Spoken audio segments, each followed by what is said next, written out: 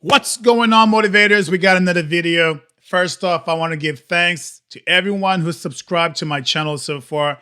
It means a lot. We've been monetized. Again, it's been a couple of weeks and we're going places.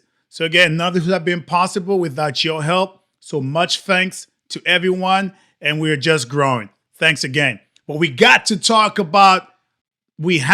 about stores leaving Chicago because of bad policies. Let's get into this. On the South Side, people showed up to push back against a Walgreens closing.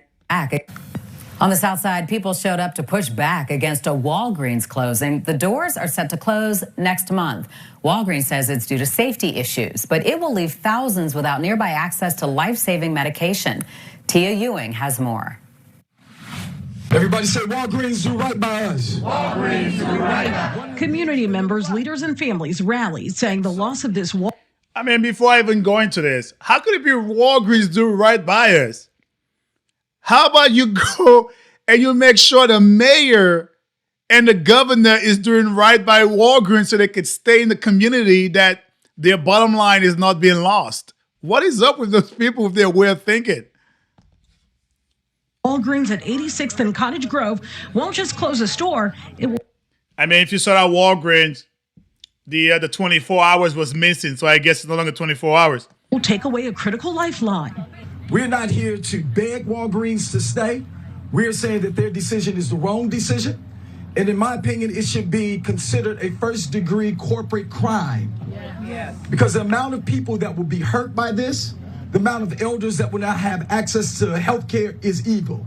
Walgreens says the store is closing due to safety concerns. I don't know, but this is Chicago.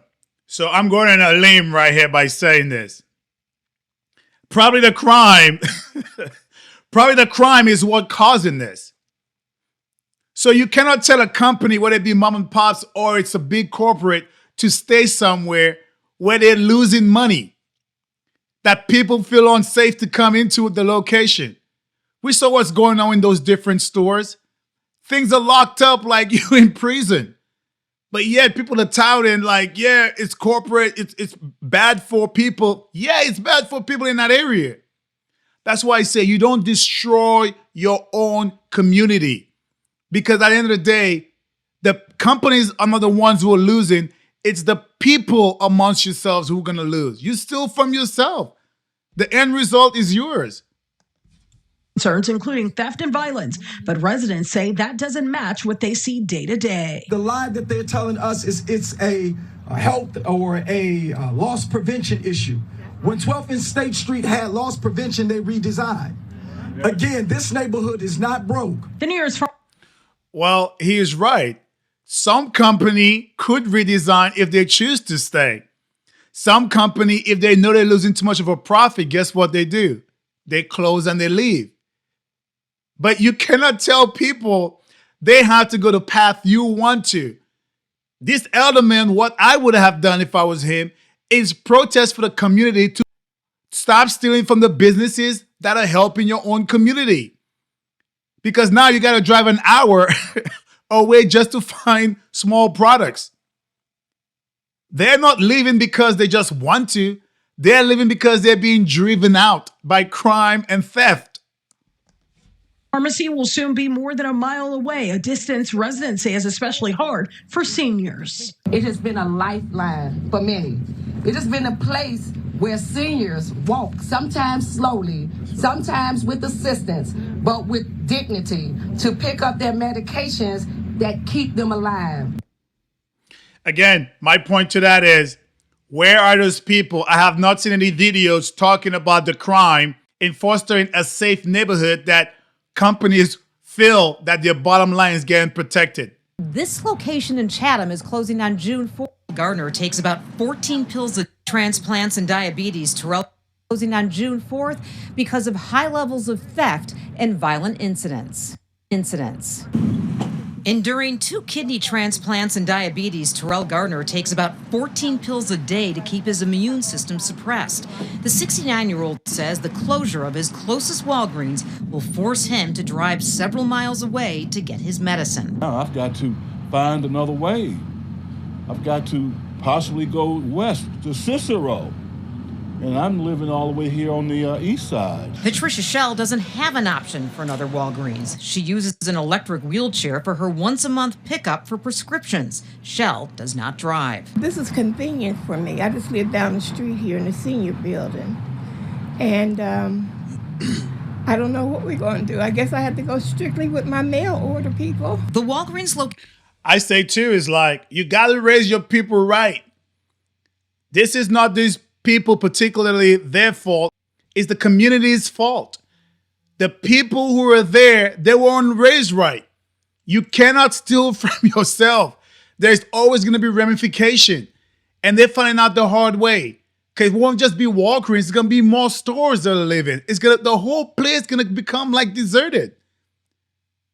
That's how places become crap. Because no one wants to come in. Because of the lawlessness that's being placed in there.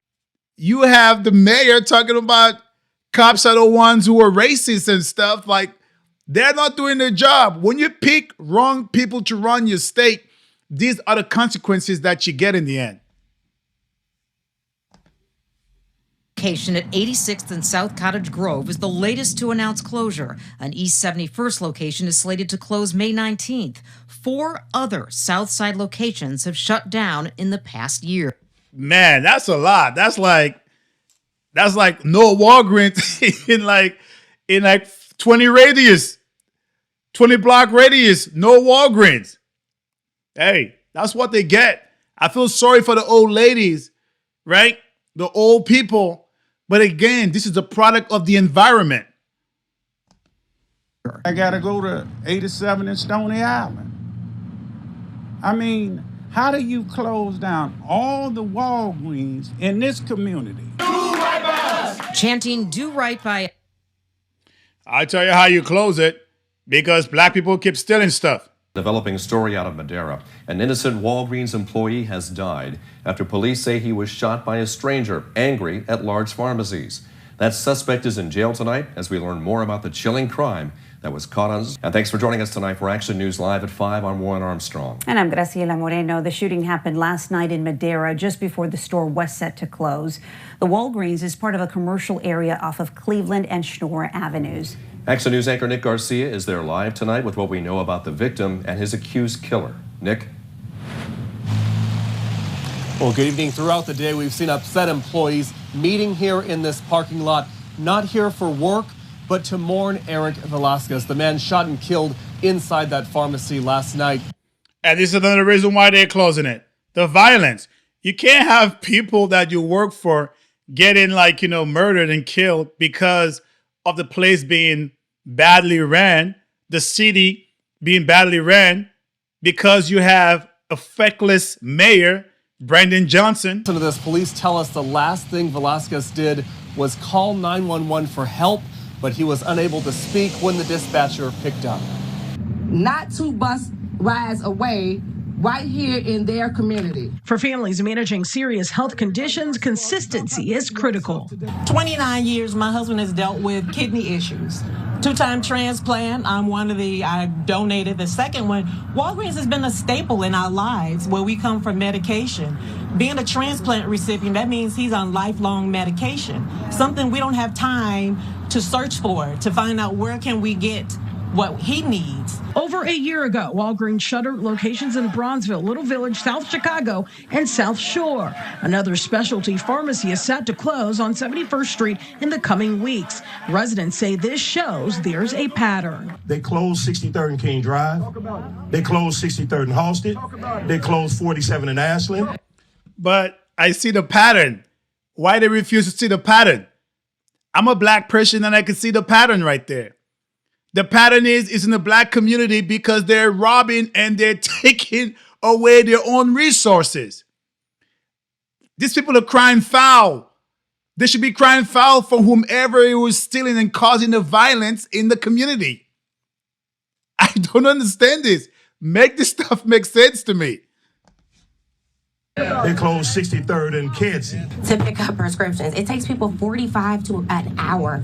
Prescriptions will be automatically transferred after the store closes June 4th to a location about 1.3 miles away on East 87th Street, and patients will be eligible for 90 days of free delivery, but not everyone has reliable transportation. My aunt lives 4 blocks away from this Walgreens. She just recently got out the hospital to have emergency surgery. She doesn't have a vehicle. She doesn't have transportation. She doesn't have a way to get to the Walgreens on Stony Island unless I take off of work because her child, her only child, lives in Michigan. So this place isn't just a store on this corner. For some, the impact is personal and immediate. I have a 76-and-a-half-year-old mother that had a lung transplant, and the medications that she take compromises her immune system, so she can't be around people. Again, where are the aldermen finding ways to keep the community safe so these don't keep happening? If it happened a couple years ago, you would think they would make strides to prevent other stores from leaving to show that, hey, your bottom line is being protected. Evidently, they don't feel like it's being protected. No company just leaves an area if they're making money. The only way they leave is if they're losing money. I'm holding a bag with medicine that my mother takes every single day for the rest of her life. Every pill bottle in here has a Walgreens cap on it. A lost residents say goes beyond convenience and directly affects access to care. I saw a Walgreens pharmacy and my wife was like, that's a small Walgreens. In a statement, the company says over time, the location has experienced, quote, significantly higher levels of theft and violent incidents. It goes on to say, quote, despite a range of efforts, including previous operating adjustments, these ongoing safety challenges have made it increasingly difficult to maintain a secure environment for our team members and customers. Renice Mays manages Lay Club Boutique, a 38-year-old woman's apparel store across the street. And while there had been no problems at her store, May says she sees police at the Walgreens often. Walgreens is a different world. We see the people come out. Amazing. So you have the actual person on the street, across the street, who's telling the truth. And the element said, there is nothing going on. I'm telling you, these people, they're advocating for the wrong thing. Don't come crying to Walgreens. Cry to the community. Cry to your mayor. Cry to your governor. Bring policemen in there to create a safe neighborhood. Police your people. Train your kids the right way so they don't fall into this trap. With things, even if you go over there, you can see people just taking things out the store at times. Meantime, since 2023, alders have been working on an ordinance that would require companies who operate in tax increment financing districts to reimburse the city if they close. They're making this stuff very difficult, but I don't see the difficulty in it. Actions have consequences. People were stealing nonstop during COVID, and they never stopped. A lot of those silly, feckless governors and mayors, they had stupid laws in place. It's not that bad. We're going to have 1,000 worth of merchandises, and then we're going to try to prosecute people. And they kick them right back on the street, and they go back and doing the same thing all over again. No cash bail. And now companies are like, enough is enough. We're losing money because people just coming in and grabbing stuff. Even though we put it behind cages, they still find ways around it. They're crying foul. It's the company's fault. It's not. I'm telling you, these people have to do some great and deep searching into the community first before they blame a company who's leaving because their bottom line is being lost.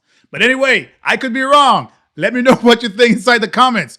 All right, motivators, if you enjoy what you've seen and heard, please like, comment, share, but most importantly, subscribe to A Black Veteran's Perspective. Stay motivated.